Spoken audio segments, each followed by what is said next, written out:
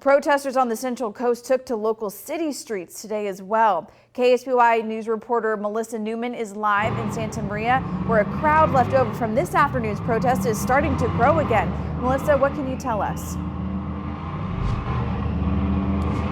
Yeah, Megan, several people walking by here in Santa Maria keep saying the same sentiment, that what's happening right now could be taking away from the greater message of of George Floyd. You can see behind me and probably here as well, cars have been doing donuts here at the intersection of Broadway and Cook Street, just right outside of City Hall.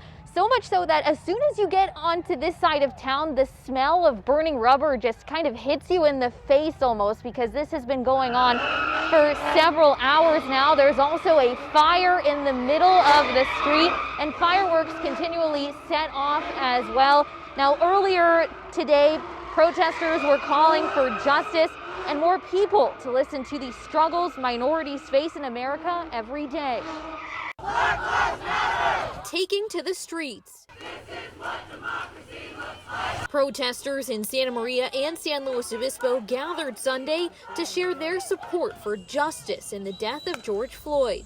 Unfortunately, one more instance of a black life being devalued, and it really shows us that we're dehumanized all too often. It's a reality that hits close to home for some local advocates. The police need to really, I don't know, they need to learn that not all black people are bad, not to be scared of us. That's what it is. A lot of police are scared of us for no reason, and they put us in a bad category when we're not all bad. While emotions ran high, Santa Maria and San Luis Obispo protesters remain mostly peaceful. I know in the city of San Luis Obispo, the community stakeholders have been working in conjunction with the police department to have better relationships with communities of color. So I think that we have a motto that others could follow.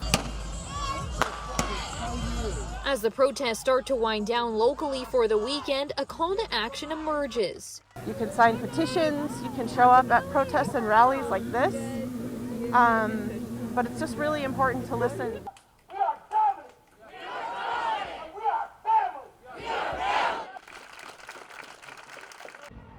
Now again, this is the scene outside of City Hall, people continuing to chant, and there are some signs out there, but again, protesters telling us that this is taking away from their main message of why they came out here today in protest of what happened to George Floyd and what continues to happen to minorities across America. Now in San Luis Obispo today, they ended their protest with an over 8-minute long moment of silence to recognize the amount of time the Minneapolis police officer's knee was held on George Floyd's neck. There is a protest set in San Luis Obispo tomorrow at 2 p.m. in Mission Plaza. It's unclear at this time if another protest will be held in Santa Maria.